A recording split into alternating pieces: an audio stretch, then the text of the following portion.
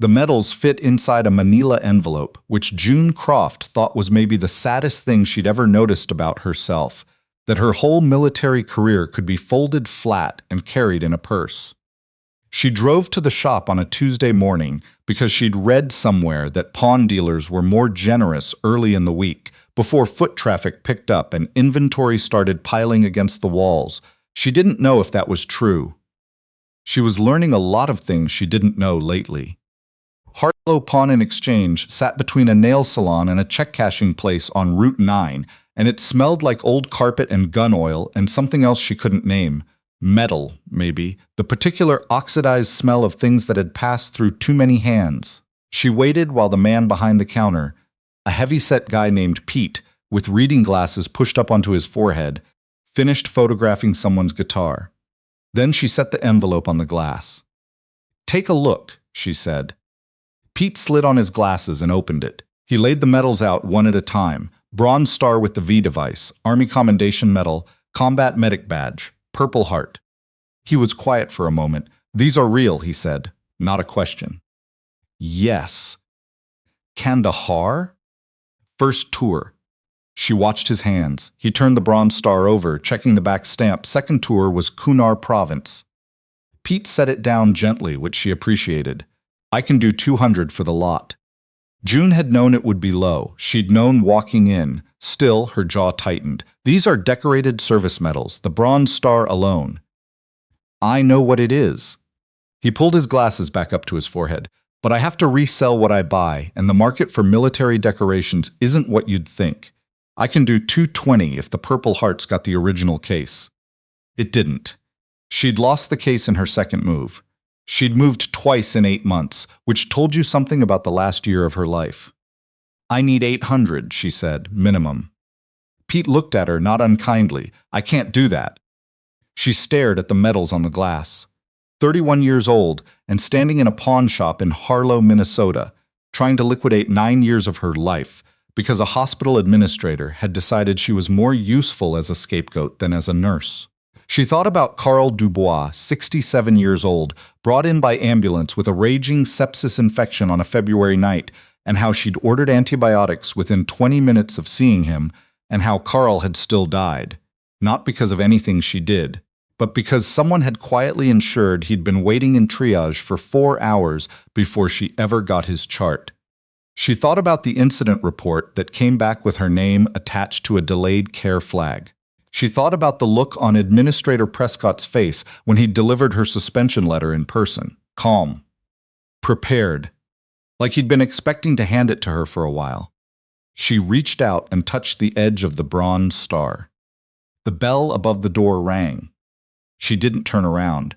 She heard the soft click of claws on linoleum, and then a weight settled against her left calf. Warm, solid, deliberate, and she looked down. A Belgian Malinois, maybe 7 years old, wearing a dark service vest with a worn-in look to the fabric, had pressed herself gently against June's leg and was looking up at the counter. Not at Pete, at the medals. "Cinder," the voice came from behind her, low, unhurried. "Come on." The dog didn't move.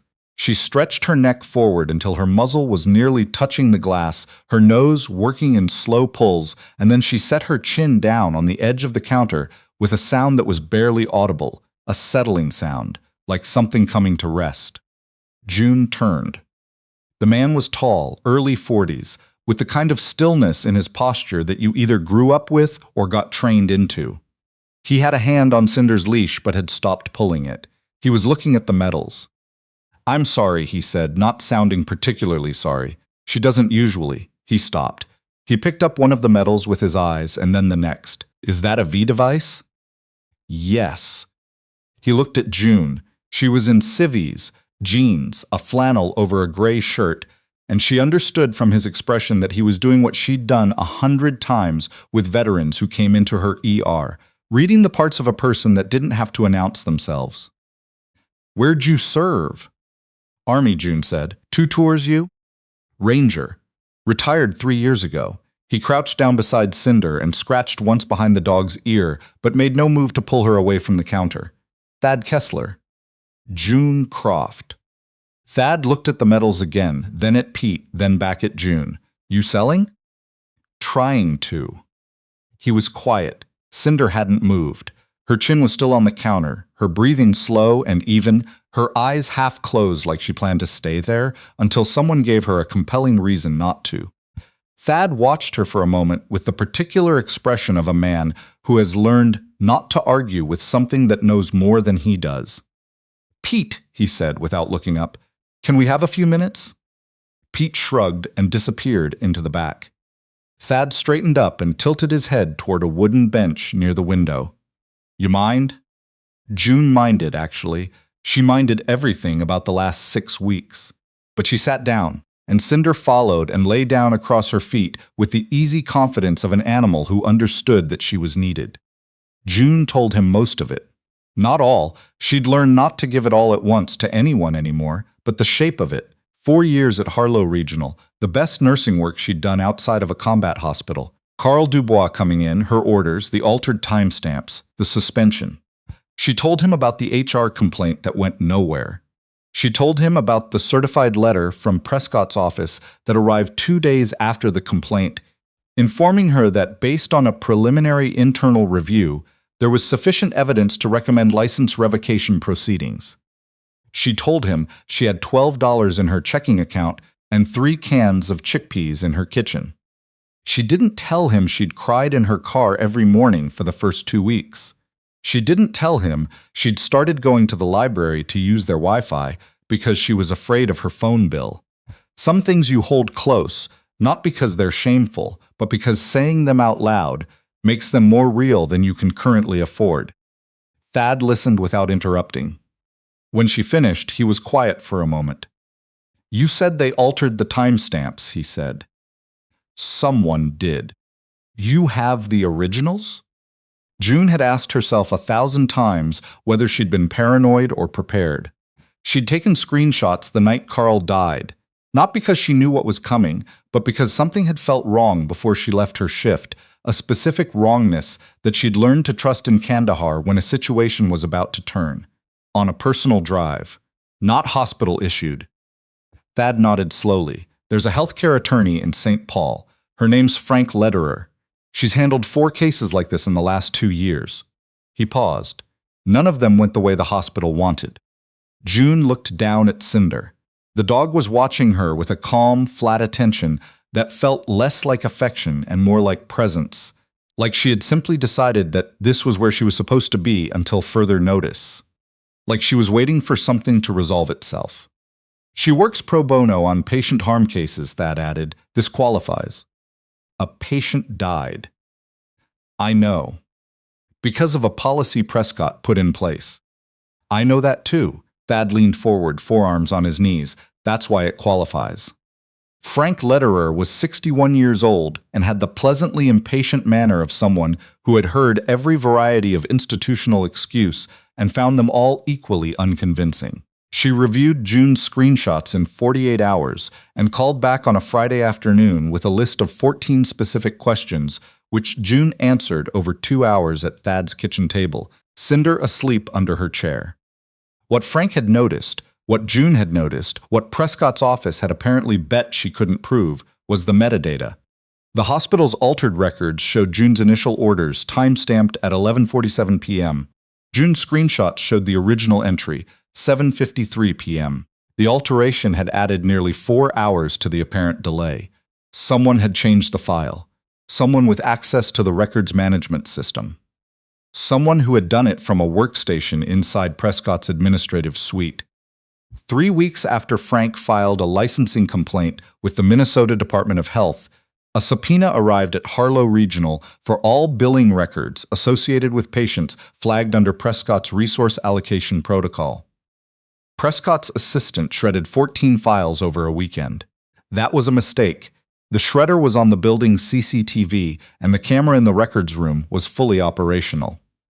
Prescott's legal team apparently hadn't known about that camera. Prescott, June would later learn, was not the kind of administrator who spent time learning where the cameras were. Greta Nell had worked in billing at Harlow Regional for 11 years. She'd seen the resource flag go onto Carl Dubois's chart at 3:41 p.m. on the day he was brought in. June had picked up his chart at 7:53 p.m. Greta had saved a personal screenshot of the original billing flag, not because she'd been planning to use it, but because she'd seen the timestamp and felt sick to her stomach and didn't know what else to do with that feeling. She had a teenage son and a mortgage. For 5 weeks, she had done nothing but carry it. When Prescott fired Greta 2 days after the subpoena arrived, she drove directly to Frank Lederer's office in St. Paul with a printout in a manila envelope. Frank told June later that Greta had sat in the waiting room for 40 minutes before saying a word, and when she finally spoke, the first thing she said was, "A veteran died in that hospital waiting room." The call came at 11:15 on a Wednesday night. Block number. June picked up. "Drop the licensing complaint." The voice was male, careful, flat. "This isn't going where you think it's going." She hung up. She called Thad. He picked up on the second ring. "Where are you?" he said. "Home." "Stay there." He was at her apartment in 22 minutes, Cinder riding in the back seat with her head on the armrest. He came upstairs, and they sat in her kitchen while Cinder did a slow, methodical circuit of the apartment, nosing along the baseboards, checking each window, before settling by the front door with the air of a dog who had decided this was her post for the night, and that was the end of the discussion. June photographed the block number in her call log. She photographed her mail slot. Someone had opened 2 pieces of her mail and retaped them inexpertly, the kind of careless job that said they weren't worried about being subtle. She sent everything to Frank before midnight. She slept 4 hours. When she woke, Cinder hadn't moved from the door. The Minnesota Department of Health suspended Prescott's administrative license on a Thursday in April. The announcement came at 9 a.m., and by 11 a.m. the FBI had confirmed an active inquiry into billing practices at Harlow Regional going back 18 months. Carl Dubois was not the first patient flagged under the resource protocol. He was the 12th. 2 patients with flagged accounts had died during extended triage holds. June's case was the clearest paper trail, the most intact original records, the most visible alteration, but it was one thread in something much larger than one nurse, one suspension, one act of institutional cowardice dressed up as due process. Prescott was terminated in May. His license was revoked in July. The DA's office announced charges in August. 2 counts of patient endangerment, 1 count of obstruction, 1 count of fraud. He was arraigned on a Tuesday morning. June read about it on her phone during a lunch break, and she sat in her car for 10 minutes afterward, not crying, just breathing, letting it settle into her chest the way real things do when they finally stop being in motion. The hospital's interim administrator, a woman named Dr. Eloise Brand, who had been quietly horrified by everything she'd uncovered in Prescott's files, called June personally. The call lasted 9 minutes. She offered full reinstatement, 6 weeks back pay at June's full RN rate, $9,240.